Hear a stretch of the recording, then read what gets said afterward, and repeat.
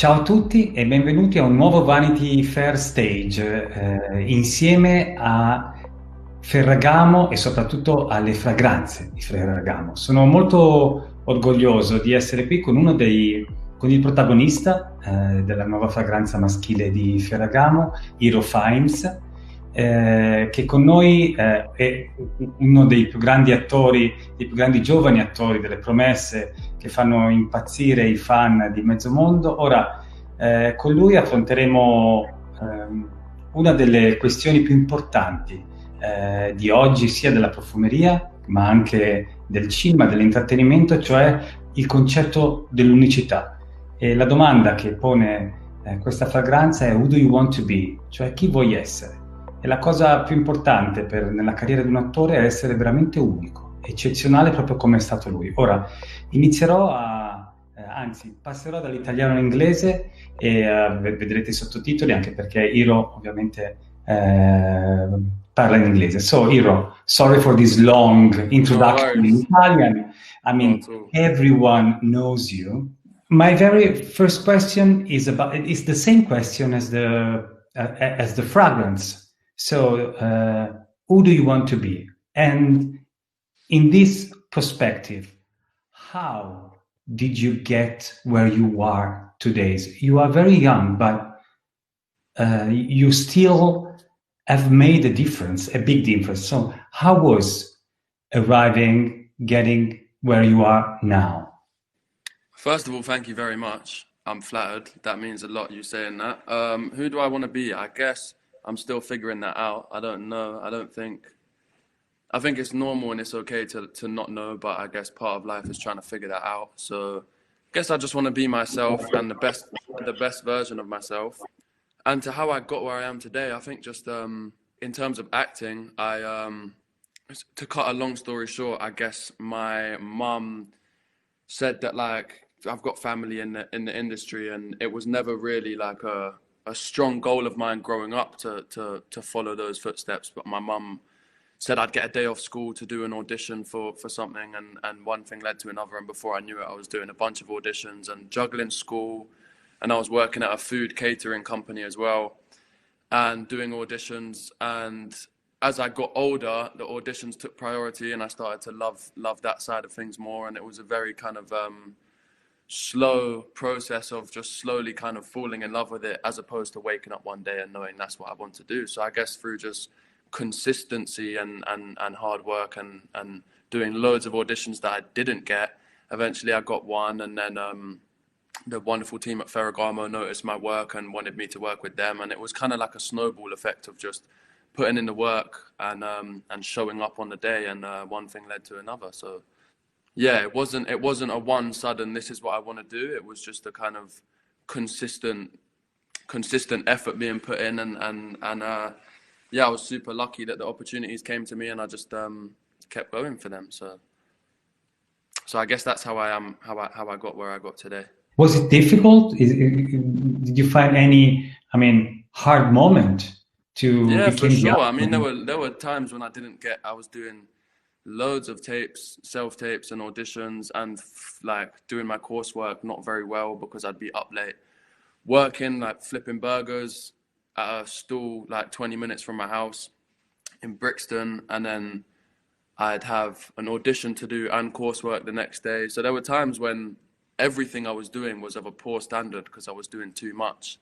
And I think you just have to be consistent and push through it and realize what your priorities are, and eventually things fall into place. So 100% there were difficult times. I've had so many no's for auditions and fashion stuff, and you really have to just forget about the no's and just keep going. And I guess I got lucky, and yeah, eventually things started to fall into place. But 100% there were tough times. You were mentioning your mother, and you come from a family of talents. What have you learned from them? Well, I guess I learned a lot from my mum just growing up, and my dad. But in terms of my uncles who do the same thing, who are actors as well, they're amazingly talented guys, and I really look up to them. But because my mum's part of a big family and they're all traveling and working, I haven't actually learned too much directly from them. I mean, I'd love to aspire to do the kind of things that they do on screen one day, but I haven't necessarily had one-on-one chats with them where they've taught me stuff, so I couldn't really share much that they've actually directly taught me. But I'm super lucky to have the family I have in this industry. It definitely helps a lot. You are the face of a fragrance, of Ferragamo men's fragrance. Is there any perfume that was important in your life?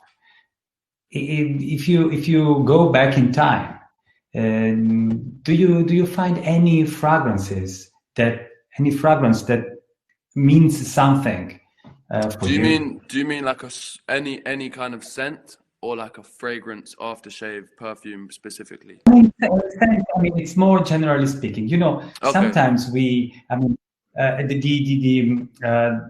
power of perfume is really close to memories. So, is there any sense?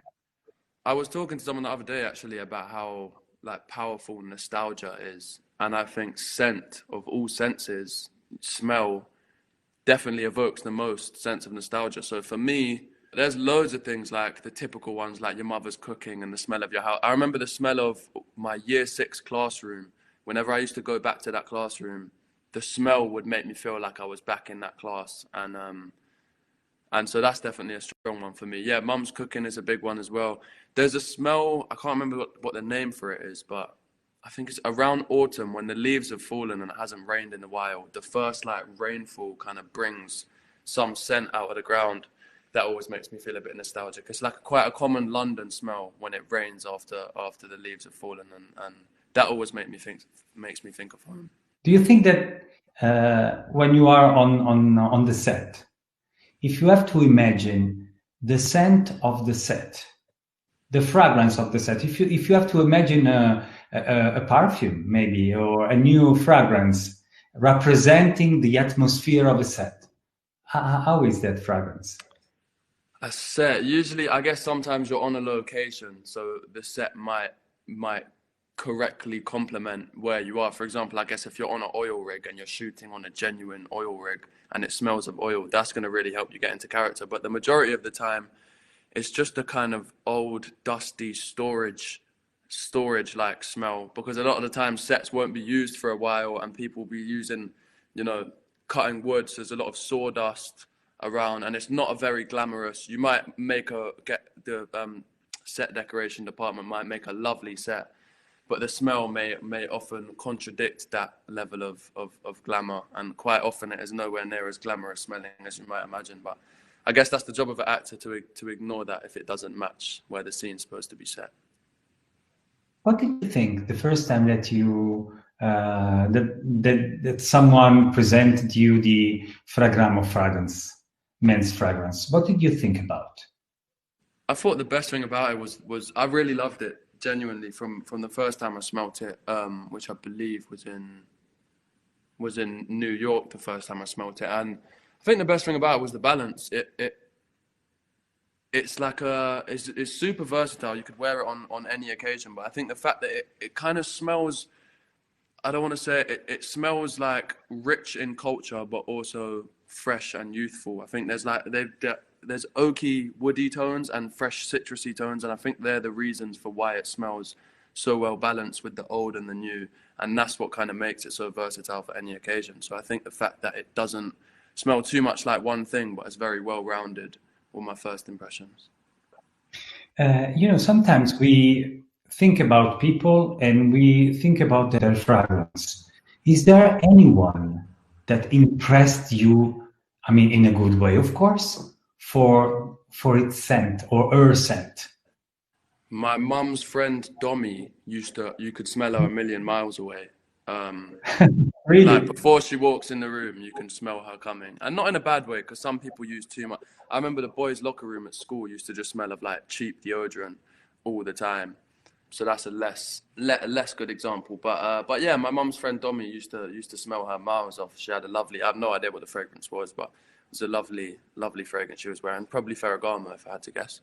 Going back to the concept of uniqueness, and speaking about movies, which are the best movies, the most unique movies that made you the actor that you are today, or the most important ones that have influenced you in a good way? It's a good question. I don't know if these would have been the reason that I started acting, but to throw some movies that feel unique to me, that made me or continue to make me want to act. Memento would be one of them. Donnie Darko would be another. Green Street's another one. It's hard to, because now I'm not thinking of necessarily favorite films, but films I think are unique where there aren't other movies that are too similar. There's a French film called The Untouchables, which might be my favorite film ever, and I think that is super unique in the story it tries to tell. So there are a few to throw out there, but that's a very good but tough question to think of unique movies, because a lot of movies these days, if they're good, people want to recreate something similar, so they don't stay unique for long. But there's some movies that I think are unique that I really love, that inspire me to act and continue acting. You are one of the most admired young actors nowadays. Really? Thank you very much. Yeah, of course. Talking about your fans, I know that some of them made something very unique to get your attention. Can you tell me more about that? There's a lot. Actually, do you know what? 1 second. Someone actually sent me this while I'm out in Bulgaria filming at the moment, and someone sent me this. I had a dog pass away, a dog called Diesel, and wow. Someone sent me this, which is amazing. So I haven't yet got the time to properly thank them for it. But if they ever see this, I want to let them know how much I love this. This is my dog's name, Diesel. He passed away last year. So super lucky when you receive things like this. This is one gesture that I'll never forget. This is definitely going up on my wall when I get back. Wow. So another thing, I had one fan.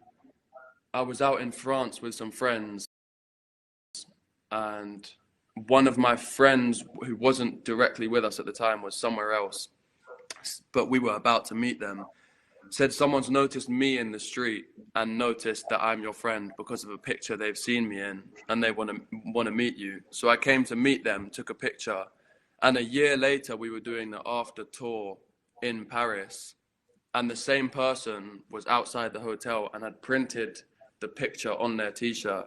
So saw me again a year later with the picture printed. So that's a pretty unique, crazy story. Yeah, all the fans show so much love. I've said this before, and I know everyone says it, but we have the best fans in the world, the After franchise. So I'm super grateful to all of them, and all of my fans for other things as well, who continue to support me past that chapter. I'm very grateful. They're very generous and supportive, and it's to them that I'm allowed to do these things. So.